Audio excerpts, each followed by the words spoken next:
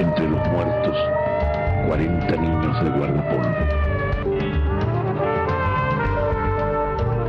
El Papa es argentino. El choque de trenes, una formación contra otra.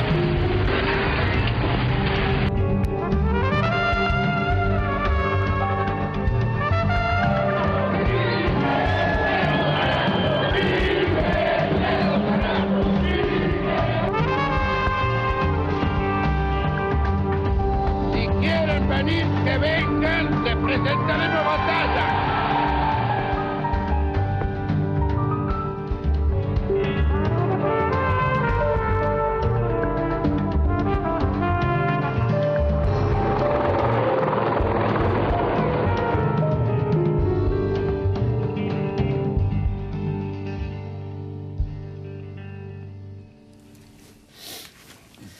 Hola, ¿qué tal? Buenas noches. Gracias por compartir esta noche de jueves con nosotros, como siempre, en esta emisión número 91 del Sub y Baja. ¿Qué tal, Edgardo? ¿Cómo estás? ¿91? 91, señor. Mire el dato que me acaba de tirar. ¿Cómo le va, Pearson? Bien, muy bien, por suerte. Tenemos mucha información, tenemos muchos invitados, así que algunas de las cosas que hemos anotado para desarrollar probablemente queden en el tintero. El fallecimiento de Grondona es una de ellas a la cual nos vamos a referir, sobre todo al final del programa, ¿no? Algo seguramente habrá hecho bien Grondona, ¿no? Digo, 35 años al frente de una institución como la Asociación del Fútbol Argentino. Algo bien hizo, digo, estuvo desde Videla hasta pasando por Alfonsín, Menem, el gobierno de Néstor Kirchner, el gobierno de Cristina. Estuvo, acordó con torneos y competencia, con Clarín, acordó también con el fútbol para todos, digo. Algunas cosas bien habrá hecho, por lo menos, digo, en los acuerdos con los clubes. Digo, los clubes se renovaban las presidencias y él seguía, digo, algunas cosas bien seguramente Grondona hizo. Aquí en este espacio nunca hablamos mejor o peor de nadie porque se haya muerto. No tomamos ese camino. Así que vamos a analizar cuánto nos representa Grondona al final del programa como también representante de una estructura de poder. Pero hay otros temas mucho más profundos que nos vamos a referir también en el transcurso del programa. Obviamente vamos a tocar el tema de la economía. También vamos a tocar el tema del rol que están cumpliendo los sindicatos hoy por hoy en una situación de economía internacional complicada, pero que obviamente se refleja en el tema local. Pero hay una cuestión que es la guerra. ¿Sí? Se están cumpliendo 100 años de la Primera Guerra Mundial. Fue en julio de 1914. Obviamente no queremos que sea la cuarta, ¿no? Porque es en la primera, después vino la segunda, después vino la Guerra Fría, asignada como la tercera. Esperemos que no lleguemos a la cuarta. Bueno, mucho no aprendimos en 100 años, porque No, la actualidad nos indica que exactamente, por lo eso que lo está hablábamos pasando en Gaza... Lo hablábamos en radio, hay un montón de condiciones para pensar que lamentablemente ese escenario es mucho más probable que improbable. Lo único que avanzó fue la tecnología para matar. Sí, y bueno, de hecho Israel está avanzando sobre los territorios palestinos como nunca antes, sin oír ninguna condena internacional, con lo cual dice, estamos en un estado de indefensión muy grande, porque ninguno de los organismos internacionales, llámese Cruz Roja, llámese la ONU, están haciendo mella en lo que es el accionar de Israel de una manera que no respeta ni siquiera la peor de las guerras, ¿no? Y mientras tanto, Rusia y Estados Unidos también aumentan en la posibilidad del conflicto, que primero fue diplomático, el que después es comercial y que ya ahora amenaza con ser militar. Una situación nefasta la que está viviendo el mundo.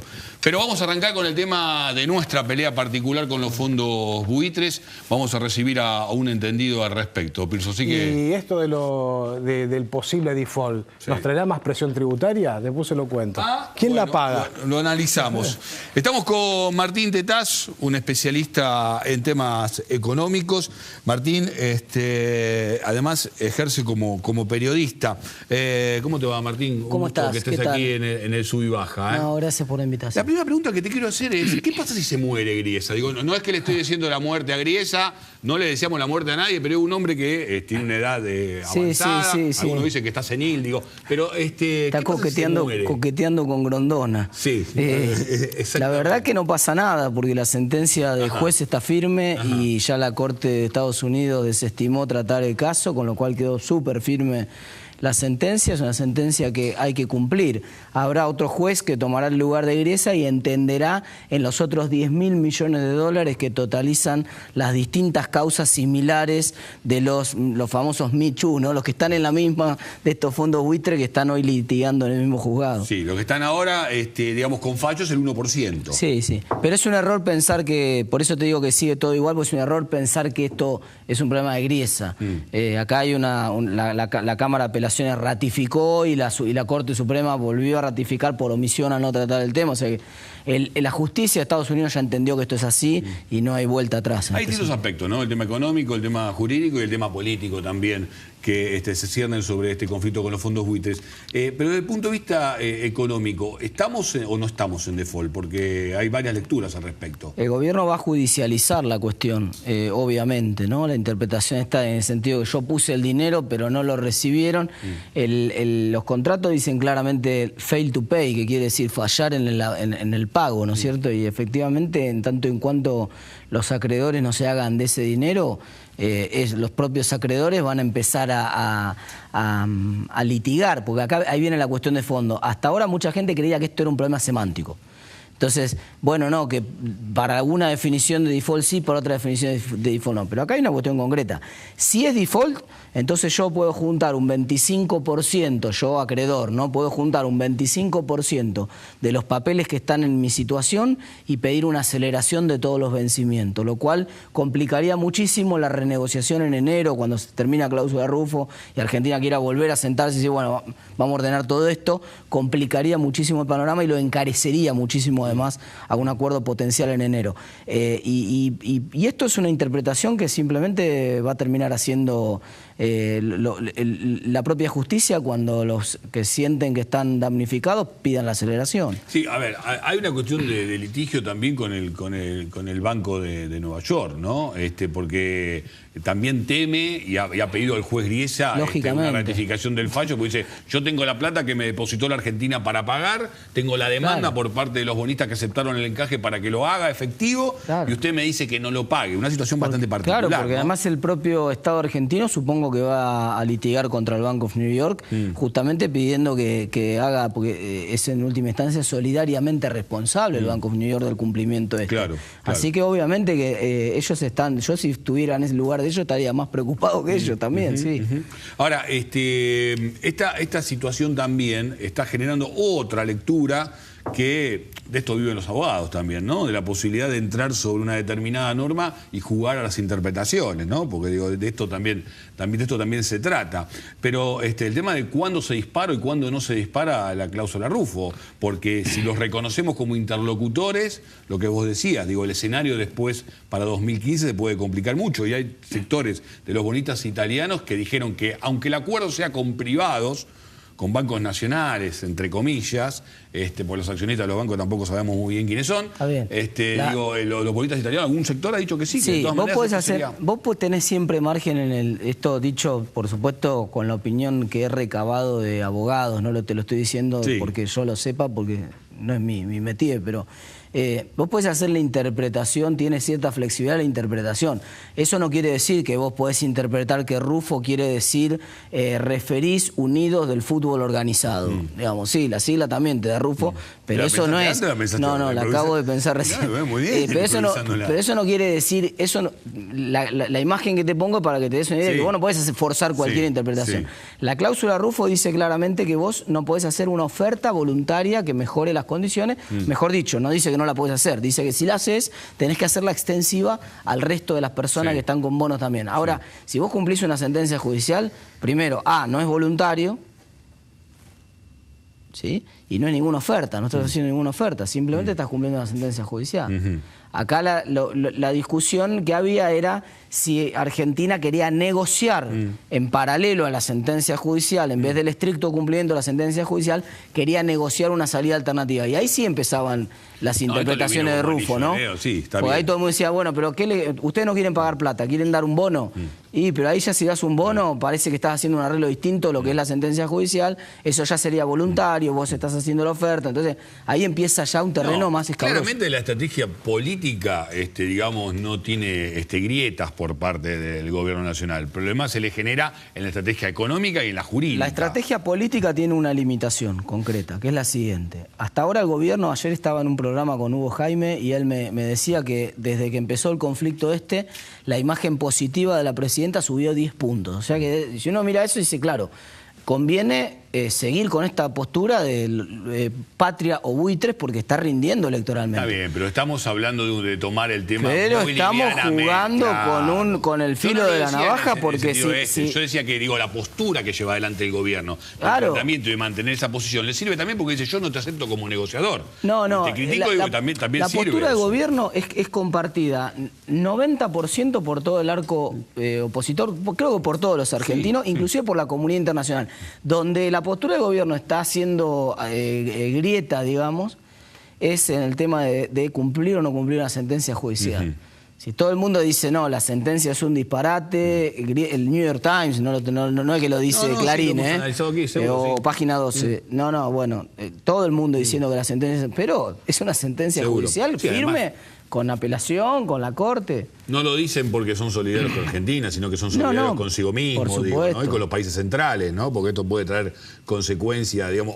Hoy el propio Joseph Stiglitz ha dicho que era una bomba. Yo esa opinión de Stiglitz quiero relativizarla un poco, porque es verdad que vos tenés que dejar alguna salida para que los países reestructuren. La mayor parte de las colocaciones de deuda nueva ya tiene alguna cláusula colectiva que permite que ya si vos metés una cantidad determinada... Nosotros no podemos apelar a esa cláusula. Pero, por otro lado, también si vos dejás abierta una salida para que los países incumplan, el costo del financiarse es más alto para los países. En cambio, si vos sabés que los países tienen que pagar o pagar los compromisos, el costo de ese endeudamiento es mucho más bajo para los países también. O sea que, en realidad...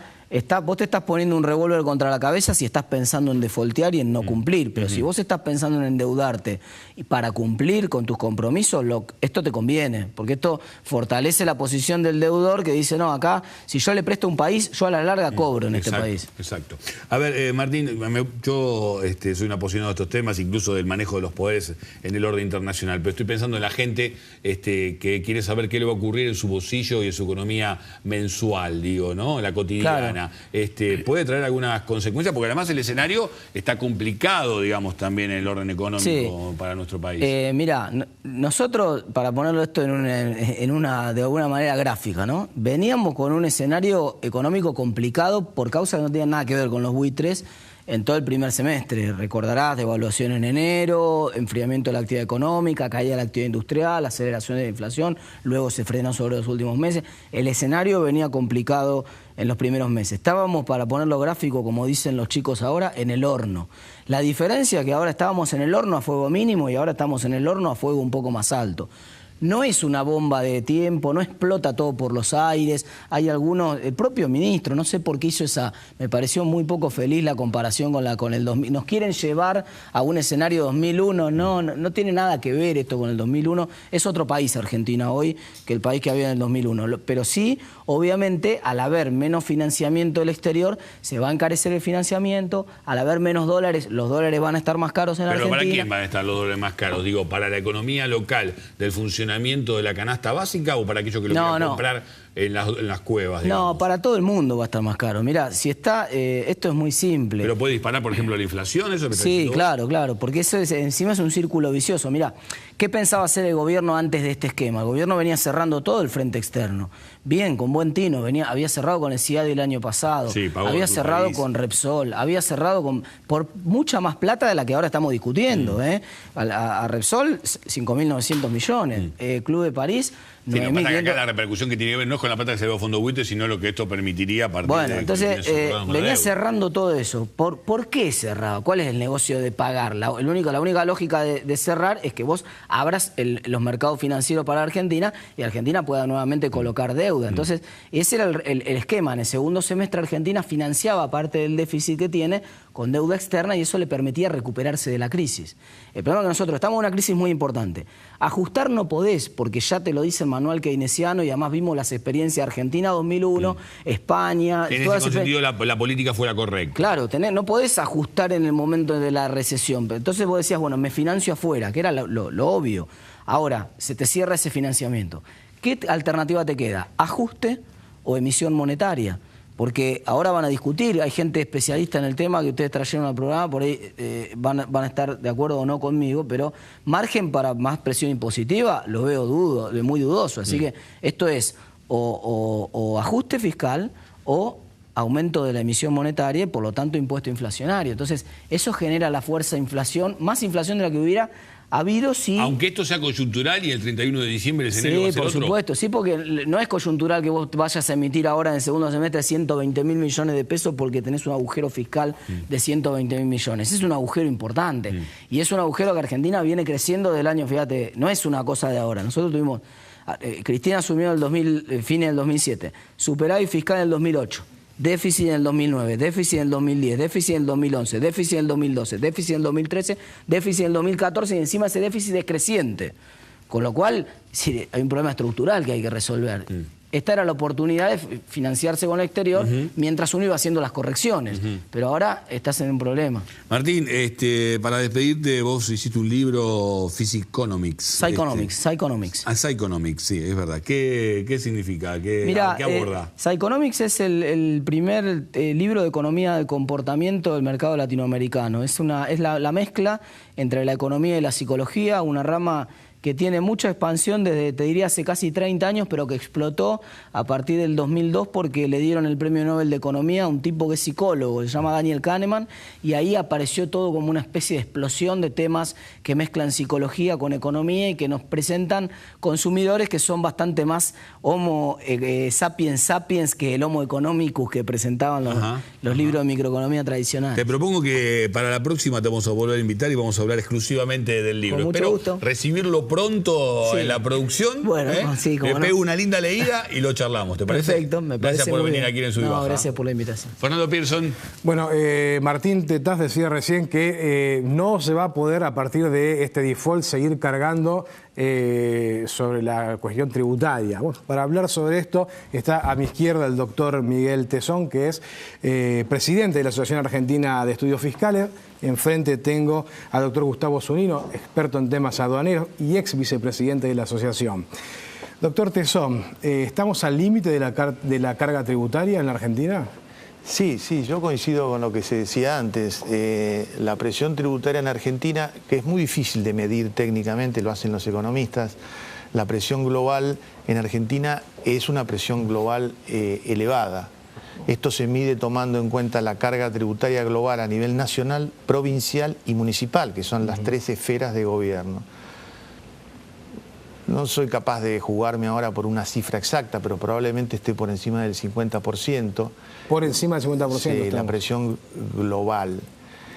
Lo cual se ve agravado por por dos cosas. Primero, por la convicción que tiene la gente de que toda esta presión grande no se devuelve ni en seguridad ni en educación, porque hay muchísima gente que tiene que recurrir a la seguridad privada, a la educación privada, y en general el Estado es poco lo que da.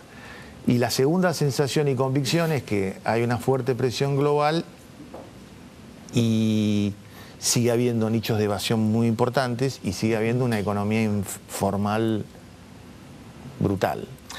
Con respecto a otros países, supongamos de Latinoamérica, ¿cómo estamos los argentinos en carga tributaria? Estamos en parámetros, sí, estamos en parámetros altos y coincido en que no hay mucho margen para seguir presionando sobre los aspectos eminentemente tributarios. Es más, hay fuertes reclamos, no sé si tienen contenido político o no, de, por ejemplo, aumentar el mínimo imponible del impuesto a las ganancias, que ya alcanza a niveles retributivos relativamente bajos. En un ratito nada más va a estar el secretario general de los ferroviarios y le vamos a preguntar también a ver qué opina de esto de cobrarle impuesto a los salarios. Ustedes como expertos, ¿cómo lo ven?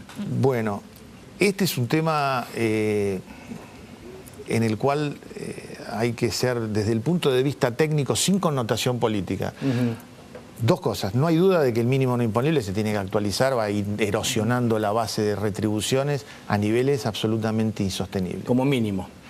Eso es lo menos que tendría que pasar. Eso es lo menos que hay que hacer. A partir de ahí, decir que el salario no es ganancia, que hay que sustituir la gravabilidad de los salarios por la renta financiera, la verdad es que todos los países del mundo gravan las rentas provenientes del trabajo personal, las rentas de lo que acá es de cuarta categoría, sea los trabajadores en relación de dependencia, sea los trabajadores autónomos, con mínimos imponibles y con sistema de desgravaciones, y no se puede sostener válidamente que se pueda sustituir la recaudación de la renta financiera contra lo que recauda el impuesto a la ganancia de la cuarta categoría, porque es 1 a 10, no es sostenible. A ver, ¿por qué hay estas cuestiones tan desparejas que a veces un monotributista o un autónomo a igual ingreso termina pagando mucho más que un trabajador efectivo en relación de dependencia? Bueno, en el mismo monto, digo, ¿no? Bueno, sí, en realidad hoy por Porque hoy... se carga lo que usted dice, ingresos brutos. Sí, el trabajador en relación de dependencia está fuertemente castigado por el congelamiento de las desgravaciones y del mínimo no imponible, con lo cual, por el sistema de liquidación del impuesto que tiene una carga tributaria de tal manera que hay ejercicios que los sindicatos acompañan en el cual un señor, por pasar a tener una retribución 10 pesos mayor, tiene una tributación que le come absolutamente... el tema del 15.000 y el 15.001, ¿no? Claro, la forma de liquidación de la renta de cuarta categoría es eso. Y después en la economía, y también a veces hay manifestaciones un poco disparatadas, ¿no? Una vez estábamos en una mesa con un senador nacional discutiendo estos temas, vamos a omitir el nombre del senador. Y entonces el hombre se quejaba amargamente de que el impuesto al cheque no lo coparticipaban. Le digo, senador, discúlpeme, senador de la oposición, me parece, con todo cariño, lo que usted tendría que propiciar es que se derogue el impuesto al cheque, que es absolutamente distorsivo. Y que era un provisiempre, ¿no? Sí. Empezó como algo provisorio. Una vez que lo coparticipen, chau, nadie se va a querer desprender de él. No lo pasa, es una historia... absolutamente conocida. Los impuestos distorsivos hay que derogarlos y no hay que postular coparticiparlos. Si es distorsivo, digamos, es como decir, bueno, si vamos a robar, repartamos entre todos. Digamos, no parece adecuado. El IVA en los alimentos, ¿es correcto? El IVA es un impuesto mundial, bueno, salvo en Estados Unidos, que tiene un sistema distinto. El IVA se dice, ¿por qué dicen que es distorsivo? Porque pagamos lo mismo, 21%, el que es más pobre y el que es más rico. Por eso pagan lo mismo, 21 los dos. Entonces dice, es injusto que los dos paguen. ¿Cómo se soluciona? Se soluciona estableciendo exenciones para determinados productos, que son los de consumo masivo. Y con eso se mitiga. Nosotros no podemos vivir sin IVA, es un tributo básico de nuestra economía de recursos públicos. Entonces se compatibiliza lo regresivo del tributo, eximiendo los productos básicos de consumo masivo. No es técnicamente lo mejor, el impuesto no ha sido creado con esa filosofía, pero bueno, ese problema en los países europeos no lo tienen, los países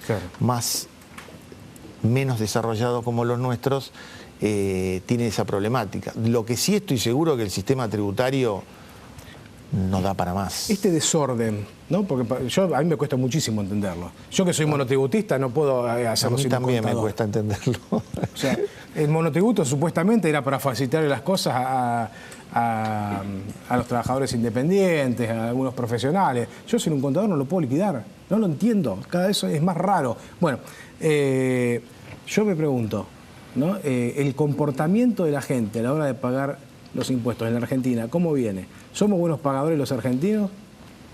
Yo creo que, digamos, creo que es muy preocupante el nivel de informalidad laboral que hay, que es muy alto, en porcentajes enormes y que... Pero eso ya es culpa de la patronal, digamos. Es culpa de la patronal en algunos casos y es culpa de los organismos de recaudación y de fiscalización que a veces también cazan en el zoológico, ¿no? Digamos, es fácil trabajar con los que yo ya tengo, con los contribuyentes. En el peine informático, claro. Exactamente. A esos los puedo castigar, fiscalizar. La administración fiscal ha evolucionado enormemente, se ha tecnificado. La FIP tiene unos sistemas de información brutales. Hay que ir un poco a los que están fuera del sistema. Bueno, sí, salió en todos los diarios. Hay monotributistas que se fueron a ver el mundial. Le hago la última porque quiero hablar también con el doctor Zunino sobre lo que se viene, sobre el evento que van a realizar en la asociación. ¿Hay alguien preso en la Argentina por no pagar impuestos? Sí. ¿Sí? Sí. ¿Sí? Hay muchas causas judiciales, muy pocas condenas, el nivel es muy bajo, la FIP denuncia demasiadas cosas que no tendría que denunciar. Y ha habido mucha gente procesada, detenida y condenada, sobre todo por temas vinculados a lo que se llama en la jerga, son las facturas apócrifas y asociaciones ilícitas tendientes a crear sociedades ficticias para me acuerdo de Escanca, por ejemplo. Bueno, eso pero no sé si hay presos ahí. No, ahí no. No. Ahí no. Doctor Zunino, cuéntenos la actividad que van a hacer ahora justamente con el tema de aduanero en la asociación. Sí, la semana próxima comenzamos las 7ª jornadas internacionales de derecho aduanero en la Asociación de Estudios Fiscales, que en este año van a tener 2 ejes temáticos básicos, uno relacionado con el delito de contrabando y cierta problemática que se plantea en la actualidad con motivo del anteproyecto de Código Penal. Un delito que es histórico en la Argentina, ¿no? Desde nuestra fundación. Desde nuestra, claro, todo el Río de la Plata. Y el otro eje temático, que también es muy importante, tiene relación con los procedimientos aduaneros, en particular con los créditos aduaneros. Yo no sé si usted sabe que en nuestro país los tributos aduaneros, los derechos de importación, los derechos de exportación se devengan en dólares estadounidenses y no en pesos. Se pueden pagar en pesos, pero al tipo de cambio de la fecha de pago, y se ha generado lo que algunos consideran una distorsión en la carga fiscal porque además del ajuste vía tipo de cambio, que es pagar en dólares, la carga por la mora es del 3% mensual. En definitiva, caso de los créditos en moras, el fisco termina recaudando el 3% mensual sobre dólares, lo que da un 36% anual. Ese es uno de los temas que va a captar la atención. El otro tema que va a ser bastante importante en estas jornadas va a ser el relacionado con las garantías que brindan los tratados internacionales en los procedimientos aduaneros, particularmente a partir de distintos fallos de la Corte Suprema de Justicia de la Nación, que no solamente los ha dictado en materia aduanera, también lo ha dicho en materia de Banco Central, por supuesto de impuestos, que hace relación a que la duración de los procedimientos en muchos casos constituye una violación al derecho de defensa en juicio. Esto en materia aduanera tiene una particular importancia por las normas de suspensión de la prescripción que hace que muchos procedimientos se demoren demasiado en el tiempo. En estos 2 ejes temáticos, la modalidad es que hay 4 expositores por cada tema. Le voy a pedir que me los mencione porque sé que son muy importantes. Son muy importantes. En el tema de contrabando, uno de los panelistas es el doctor Marcos Gravitker, que es juez de la Cámara Federal en lo penal económico, la doctora Carolina Robilo, que es fiscal de la Justicia Penal Económica, el doctor Rubén Pavé, que es funcionario de la Dirección General de Aduanas, ocupa el cargo de subdirector técnico legal aduanero, el doctor Serrabairús, que tiene una larga trayectoria en materia de penal económico. Doctor, ¿ya está cerrado, organizado, o si hay algún interesado puede comunicarse con usted de alguna manera para participar de este evento? No, si quieren participar, sí, con muchísimo gusto. Ya está cerrado el plazo de las ponencias, pero por supuesto se puede inscribir para anotarse en la asociación. ¿Tenemos un correo o algo que podamos dar? Sí, con mucho gusto. La página es AAEF, las siglas de la Asociación Argentina de Estudios Fiscales, .org.ar, y el teléfono es 4342-1796. Soy casi un publicista. Luego del evento, tal vez podemos Me encantaría. volver a encontrarnos para que nos den las conclusiones. Sí, con mucho gusto. Han sido ustedes muy amables. Muchas gracias por participar en este programa. Gracias. Hacemos una pausa y después se viene Sergio Sacia para hablar de todo lo que pasa con el sindicalismo y los ferrocarriles en Argentina, que parece que algunos están mejorando. Después te cuento.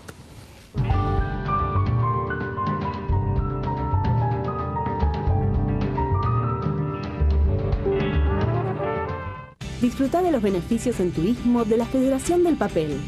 En Mar del Plata, Hotel 3 de Abril, a pasos del centro y de la playa. En Colón, Hotel El Aljibe, muy cerca de las termas. En La Falda, Colonia del Libertador, en el corazón del Valle de Punilla. En Camping Castelar, compartí gratos momentos en familia. En Camping Quilmes, rompe con la rutina. Acércate a la Federación del Papel. Andar. Obra social de los viajantes vendedores. Compromiso y eficiencia al servicio de tu salud. www.andar.org.ar. ISB, Instituto Superior de Enseñanza de los Viajantes Vendedores. Capacitación y formación para profesionalizar y dignificar el trabajo. www.isb.edu.ar.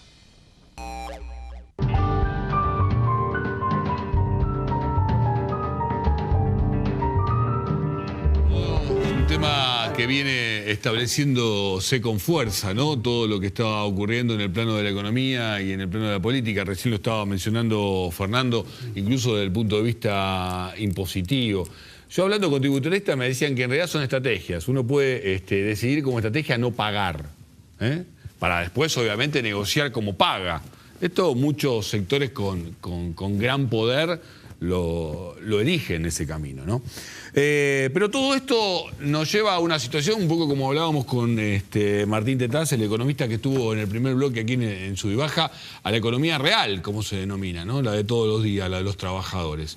Invitamos a Sergio Sacia, secretario general de la Unión Ferroviaria. Sergio, gracias por estar aquí en Sub y Baja nuevamente. No, gracias por invitarme. ¿Se está viviendo esto? Digo, ¿cómo atendés vos a la demanda de los trabajadores en medio de una situación que genera alguna suerte de incertidumbre en el plano de la economía? Sí, la verdad que lo venimos analizando dentro de la Confederación General del Trabajo. Se hablaba recién en el programa del tema del impuesto a las ganancias. Lógicamente, en la última reunión del Consejo Directivo pedimos una audiencia en el gobierno, se tuvo una reunión con el jefe de gabinete. Entendemos que, si bien nosotros los trabajadores hemos recuperado, y tenemos que decirlo con total claridad, en los últimos 10 años, 11 años, el poder adquisitivo de los trabajadores, de los salarios, de la discusión paritaria, tenemos una franja importante, decimos nosotros, que abarca este impuesto, para lo cual nosotros requerimos que no solo se toque o se eleve el tope del mínimo no imponible, sino que debería hacerse una revisión sobre la escala principalmente, ¿no? Porque digo, hubo avances en las negociaciones en lo que tiene que ver con el dinero de las obras sociales, que está fluyendo mucho más hacia las entidades de los trabajadores. También hubo avances en lo que tiene que ver con los acuerdos paritarios, siempre y cuando el gobierno pueda contener el proceso inflacionario que tiende a ser descendiente hacia el segundo semestre. Veremos lo que ocurre con el tema del conflicto con los fondos buitres. También hubo mejoras en lo que hace la recuperación del poder adquisitivo y en el freno en cualquier posibilidad de los despidos. Pero la asignatura pendiente es el tema de las ganancias, ¿no? El impuesto a las ganancias. Sí, lógicamente. Nosotros avanzamos, como bien decías, en la recuperación de parte de los reintegros que se adeudaba a la Superintendencia de Salud con respecto a las obras sociales. La verdad que se ha armado un circuito, digamos así, desde el Movimiento Obrero creamos un instituto de investigación sanitaria en el cual, a través de un acuerdo con la Superintendencia, pudimos a través de la capacitación agilizar este tema para que los expedientes no sean tan burocráticos, y eso posibilitó también que los reintegros se produzcan en tiempo y forma. Hemos avanzado mucho en eso. Entiendo que todos los sindicatos hemos podido llevar adelante una paritaria libre, creo que buena. En el que hace al sector nuestro hemos cerrado un acuerdo importante para todo el sector ferroviario, y en esa dirección estamos trabajando, lógicamente siempre con lo pendiente, y bueno, ese es el trabajo cotidiano que estamos llevando adelante. Una de las cuestiones de lo pendiente, que obviamente te excede en el rol de la representación de los trabajadores, pero obviamente que también está tu compromiso, porque sos ferroviario y por lo que te conozco, además con un compromiso con el tema de los trenes, funcionamiento, es justamente esto, ¿no? El tren de pasajeros y el tren de carga. ¿Qué evaluación haces en los últimos tiempos en lo que tiene que ver con el trabajo que se está haciendo al respecto? Estamos convencidos que a partir de la creación del Ministerio de Interior y Transporte, que conduce el Florencio Randazzo, se ha dado un vuelco en la política realmente de reactivación integral del sistema ferroviario, abarcativo de la recuperación de infraestructura de vías y también, lógicamente, la incorporación de unidades 0 kilómetros, como hacía más de 50 años no ingresaban a la Argentina. La puesta en valor nuevamente de varios talleres para la recuperación de la industria nacional, poniendo en valor y recuperando locomotoras, vagones, y una política que no solo es abarcativa de poder recuperar todas las líneas del ámbito metropolitano con unidades nuevas, como se hizo en el San Martín, como se hizo parte en el Sarmiento, como está ya proyectado para que lleguen las unidades nuevas en el ferrocarril Mitre y otras del área metropolitana, sino también con acuerdos importantes que se han hecho con el gobierno de China, que va a posibilitar recuperar miles de kilómetros de vías, la recuperación y la incorporación de vagones 0 kilómetros de cargas y locomotoras para la reactivación de los ferrocarriles de cargas, que es tan importante para el desarrollo de las economías regionales, de la economía del país, y lógicamente que volvamos, como decimos los ferroviarios, a que el ferrocarril vuelva a ser la columna vertebral del transporte en la República Argentina. Yo viajo mucho por el interior, hace poquito estuve también por toda la zona del norte de Córdoba, de Catamarca, de La Rioja, y ahí se nota, ¿no?, la necesidad de recuperar muchas vías que se perdieron con el tiempo y que realmente lo viven las pequeñas comunidades también, ¿no? Totalmente. Lo bueno que hoy está en la agenda la recuperación de este modo de transporte. Durante muchos años se dejó en segundo plano. No podemos olvidar que muchos aplaudieron las privatizaciones allá por la década del 90 y hoy muchos de los que aplaudieron dicen que hay que estatizar los trenes. De la manera que se está haciendo, progresivamente, ordenadamente, falta mucho, porque en materia ferroviaria lo que se destruye cuesta no solo dinero, sino tiempo en poder reconstruir un mapa estratégico e integral a lo largo y ancho del país, pero por esta línea se está trabajando conscientemente, por eso nosotros estamos acompañando este proceso, porque es nuestra industria que esto está posibilitando más trabajo y una consolidación de este modo de transporte, ¿no? ¿Vos entendés que cada vez más, de forma más avanzada, tendríamos que ir a un proceso de estatización de los trenes? Digamos, ¿debería hacerse el Estado cargo de este servicio en su totalidad? Hoy por hoy se ha hecho cargo de líneas importantes, como es el Sarmiento, como es el quite de la concesión a la empresa brasilera LL, que abarcaba las líneas de Urquiza y San Martín, y esto ordenadamente tiene que llevarse adelante para que el control pleno lo tenga el Estado, y la política, lógicamente, de transporte, de toda la logística tiene que estar llevada adelante por parte del Estado Nacional. Pero vuelvo a decir, ordenadamente, porque esto requiere de equipos técnicos, requiere de una estructura importante. Hoy por hoy la capacitación y volver a tener cuadros ferroviarios que se dejó de lado durante muchísimos tiempos, esto también es muy relevante para que tengan la materia gris, digamos así, de poder llevar adelante un proyecto que recupere integralmente los ferrocarriles en toda la Argentina. Nombraste a la creación del Ministerio de Transporte, nombraste el rol que está cumpliendo Florencio Randazzo y está siendo mencionado Randazzo como alguien que puede pelear en las PASO la posibilidad de ser el candidato del oficialismo. Vos tenés relación directa con Randazzo a partir de las negociaciones del sector. ¿Qué opinión te merece todo este suceso que está ocurriendo y cuál es la postura que está adoptando la Unión Ferroviaria frente a esta alternativa?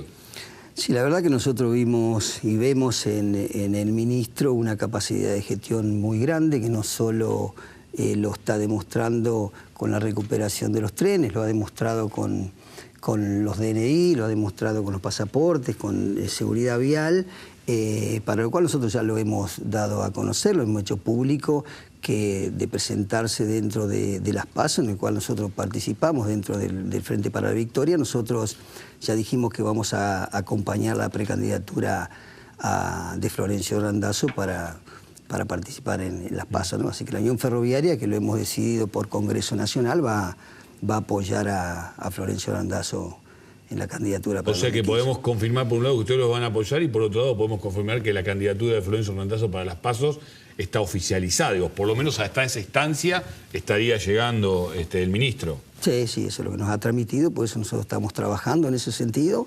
Y por el otro lado, lógicamente, lo que nos compete a nosotros como defensores, los trabajadores ferroviarios del sistema, seguir colaborando y aportando a esto que la verdad que lo requería no solo el sector ferroviario, sino la comunidad en su conjunto. Seguro, porque los usuarios, digamos, de los trenes, que es el gran medio de transporte, ¿no? Lo que pasa es que durante muchos años ha sufrido un gran deterioro. Digo, la posibilidad de que Randazzo sea candidato también refiere a que si esa es su herramienta de construcción política, los ferrocarriles tienen que necesariamente funcionar cada vez mejor. Sí, sí, totalmente. Y eso lo estamos viendo en todos los lugares. Llegó hace pocos días, el fin de semana, hacía 13 años que no llegaba un tren a General Pico, La Pampa, llegó el tren ahí. Estuvo viajando Fernando Pearson por ahí, por La Pampa también, así que... Sí, sí, me dijo que ha viajó bien, pero bueno, también acuerdos muy importantes para empezar a sacar la carga a través del tren. Ustedes saben que la prioridad fue durante muchos años el camión, con todo lo que esto significa, la accidentología,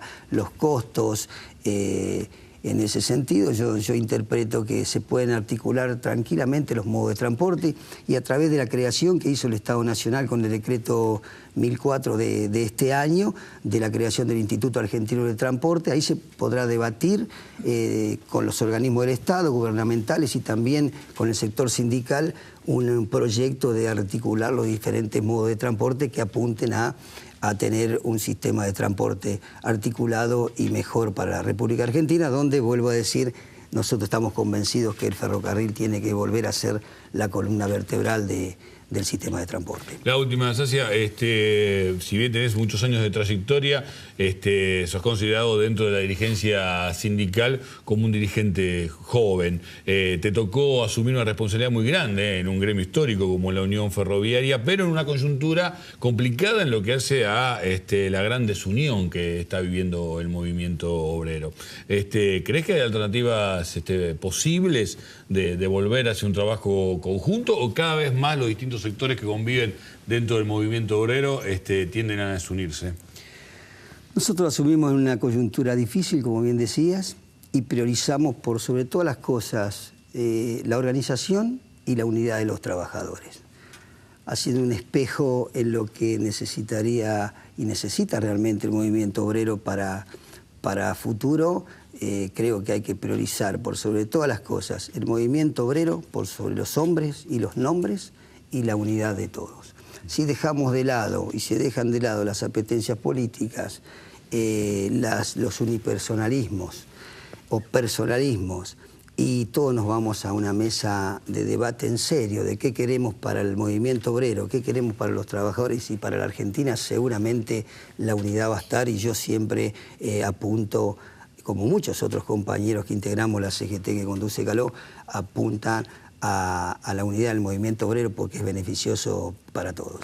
Sacia, gracias por estar aquí en Sub y Baja. No, muchísimas gracias a ustedes. Fernando Pearson.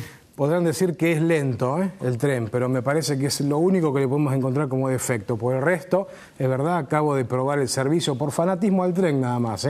Hice el servicio Realicó, Bragado, Plaza Miserere, y quedé encantado con los dos. Le voy a decir algo a Sacia. Llegan adelantados los trenes, con lo cual podrían achicar la frecuencia. Digo, estaría bueno hacerlo más corto. En vez de tener que hacer tiempo en las estaciones para salir en horario, achicar la frecuencia. Parece que la cosa camina. Trae alegría también el tren a los pueblos. El tren va pasando por los pueblos y lo notás en la cara de la gente que está en las estaciones. Así que bueno, Creo que si hay un defecto que marcarle solamente es la tardanza, pero el resto es todo positivo. Tren que tomé que pasa por Suipacha, y de Suipacha es Martín Melo, el gaucho Melo, que hoy está con nosotros. ¿Qué tal, Martín? ¿Cómo le va? ¿Qué tal? Gracias por invitarme. No, por favor, gracias por eso. Y está Sandra Copochi también con nosotros, que es nuestra periodista legislativa, pero también es periodista agropecuaria, así que con dos expertos agropecuarios vamos a tratar de ir desandando algunas cuestiones de la actualidad. Martín, antes que nada quiero que vea un video que tiene que ver con el intendente de Cañuelas, algo que pasó hace muy poquitito, lo quiero compartir con usted y con Sandra. Dile, ¿tenés el video, por favor?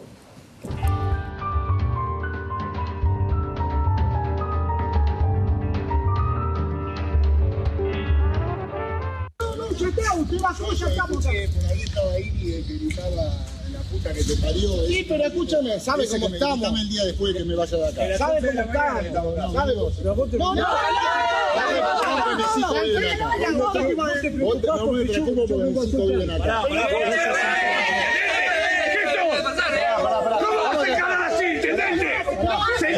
cagón, eso es lo que son, un cagón.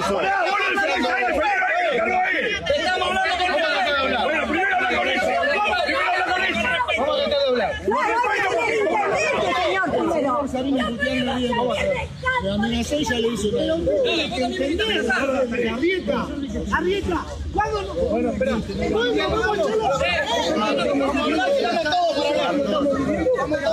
Estamos viviendo. Lo mismo que te he hecho, así. No me vas a pagar a mí nunca. Me vas a comprar a mí.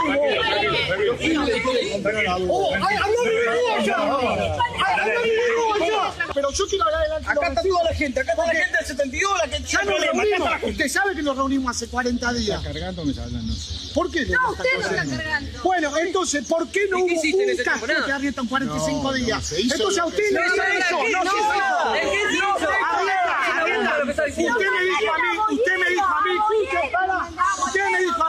Usted me dijo a mí que gasta 340.000 pesos por menú de auto. ¿A dónde están los 340.000 pesos? Escúcheme, ¿a dónde está?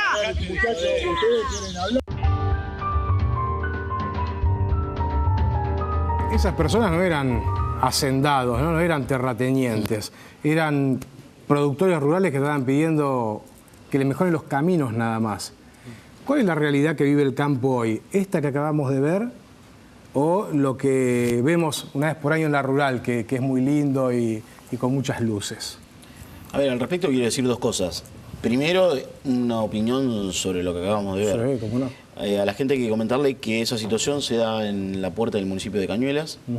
El intendente de Cañuelas es Gustavo Arrieta, que hasta diciembre del año pasado fue ministro de Asuntos Agrarios de la provincia de Buenos Aires, que dejó atrás una pobre gestión, con falta de diálogo con los productores, y que fue reemplazado por el actual ministro Alejandro Topo Rodríguez.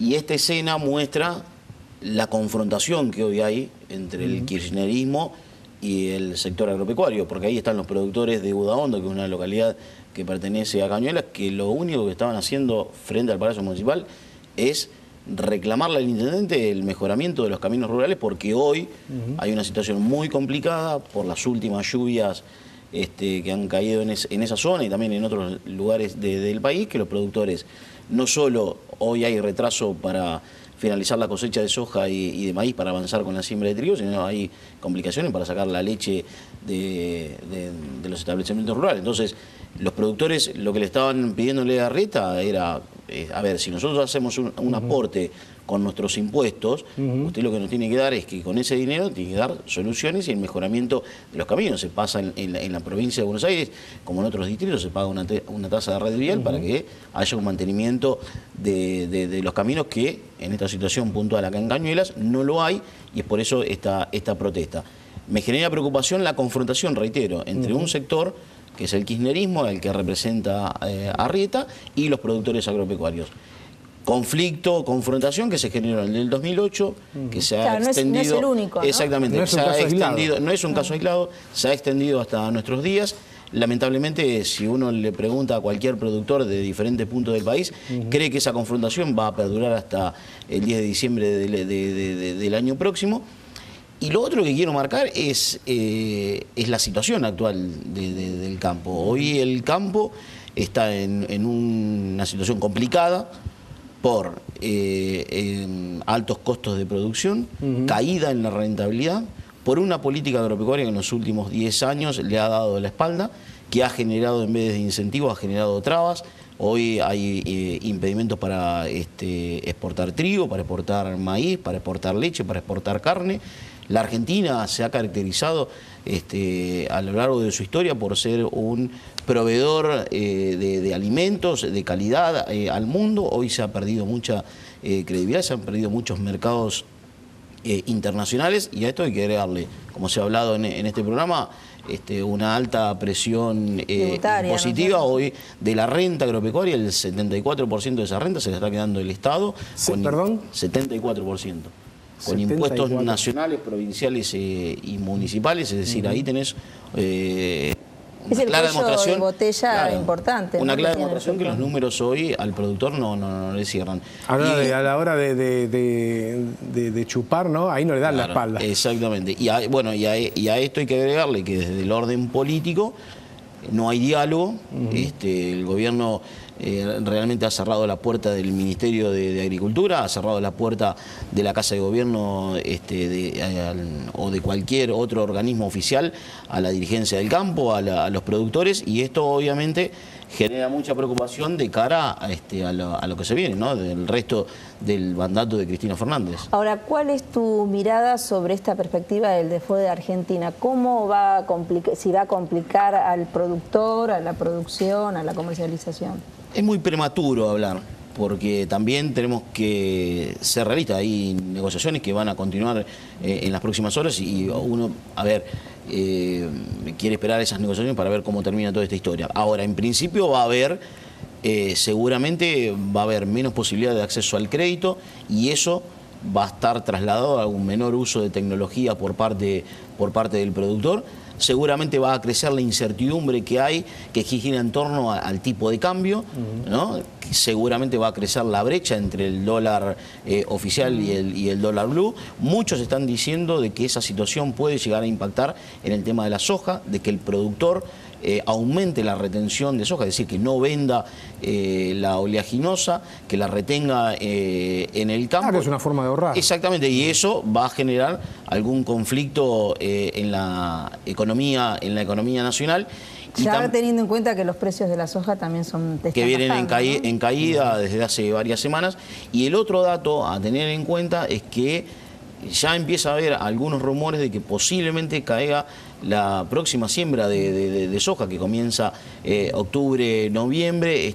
Esta campaña hemos tenido casi 20 millones de hectáreas sembradas con soja, y ya empiezan a haber algunos rumores de que posiblemente en la próxima campaña se sembren menos hectáreas de soja. Sandra, Martín, déjenme hacer un poco de periodismo de periodistas, en definitiva es lo que somos. Hoy no se concibe un programa sin el tema agropecuario, ¿no? ¿Cómo ha cambiado esa situación? Antes parecía algo muy aislado, tenían o su propio canal o sus propios programas, pero hoy creo que ningún medio prescinde de tener como mínimo su bloque agropecuario. ¿A qué le atribuyen ustedes esto? Bueno, en principio a mí me parece por la importancia que hay en la economía que tiene este sector, ¿no? Este sector le da un valor muy importante a lo que es la economía argentina, aunque muchas veces el gobierno actual no lo está reconociendo, pero la situación da que se pueda hacer muchas cuestiones, por ejemplo, desde el Ministerio de Desarrollo Social, a partir de este ingreso extra de las retenciones que está teniendo el gobierno nacional. Y creo que a partir de 2008 es como que fue una vidriera para el sector, y hay todo un mundo que no es solo el de Capital Federal y Gran Buenos Aires, que es el de las provincias, en donde sí que requieren mucho esta información porque lo palpan, lo vive cotidianamente lo que tienen el sector agropecuario. Martín, ¿cómo lo vivís esto vos? Cuando hablo de estos temas me acuerdo de los que hacemos periodismo agropecuario aquí en la Capital Federal, pero fundamentalmente me acuerdo de los que hacen periodismo en el interior de nuestro país, que recorren kilómetros y kilómetros para, a través de sus medios, la gente de la ciudad conozca lo que está pasando en el interior productivo. Coincido con lo que decía Sandra, quiero agregar algo Creo que en estos momentos están los medios, pero faltan corregir un montón de cosas en lo que es la política de comunicación del sector agropecuario. Hay graves falencias en ese sentido. Quizás no se llega a la gente de la ciudad, que es la que tiene que entender cuál es el problema que hoy tiene el sector agropecuario y cómo afecta ese problema a los bolsillos de los consumidores. Te doy un ejemplo. A ver. Hemos tenido en la campaña anterior la peor campaña de trigo de los últimos 100 años, ¿no? Faltó trigo en el mercado local. Y eso es costo del pan. Exactamente. A eso que hizo que el precio del pan en la góndola esté por encima de los 20 pesos. Y me parece que los dirigentes del campo, los productores, tendrían que aprovechar los medios para que con términos que la gente entienda, empezar a explicar lo que está pasando. Todo lo que ocurre en el campo termina en la góndola y termina en nuestra mesa todas las noches o al mediodía, así que es como algo importante. Yo soy un gran oyente de radio, ¿no? Y siempre fui fanático del programa deportivo Competencia. Entonces escuchaba mucho a Canepa, un colega de ustedes, ¿no? Que en Continental era el que daba los datos del campo. Yo realmente en ese momento no le daba atención al tema, pero lo conocía y sabía que había alguien que se preocupaba por esos temas, ¿no? Sí. Digo, ahora con Melo en Radio Mitre se ha generado otro fenómeno, ¿no? Otro acercamiento por ahí distinto al de Canepa, ¿no? Es como más humana la cosa, ¿no? Está mezclado, más mezclado lo del campo y la ciudad. ¿Usted personalmente cómo lo toma esto? Sí, lo tomo como que algo, digamos, no me comparo ni con Alejandro ni con ningún colega. No, pero sí, a su manera. No, yo traté, digamos, cuando el año pasado, yo en Mitre estoy desde el año 2011, como co-conductor de Mitre y el Campo, el programa que conduce Carlos Lencina, y el año pasado me hago cargo de todos los micros diarios del sector agropecuario en los diferentes programas de la radio. Y se dio un cruce particular con Jorge Lanata, que era sumarle a la información el humor. El show de Jorge. Exactamente, un sketch. Y eso es como que pegó en la gente de la ciudad que de alguna manera, a través de ese humor o a través de la información que viene atrás con humor, es como que se volvió a involucrar en temas agropecuarios. Lo había hecho en el año 2008 en el conflicto por la 125, muchas veces apoyando las movilizaciones que hacía el sector agropecuario aquí en la capital federal, la más recordada sobre la avenida del Libertador, en el Monumento a los Españoles. Pero digo, lo que generamos en Radio Mitre es que la información con un poco de humor llega a un mensaje un poco más claro a la gente, y eso la gente se suma, se prende, se engancha. Así que bueno, ese es el desafío que tenemos, de seguir trabajando en esa misma línea. Martín, muchas gracias y felicitaciones. Gracias a ustedes. Sandra, gracias como siempre. Hasta la semana que viene. Última pausa.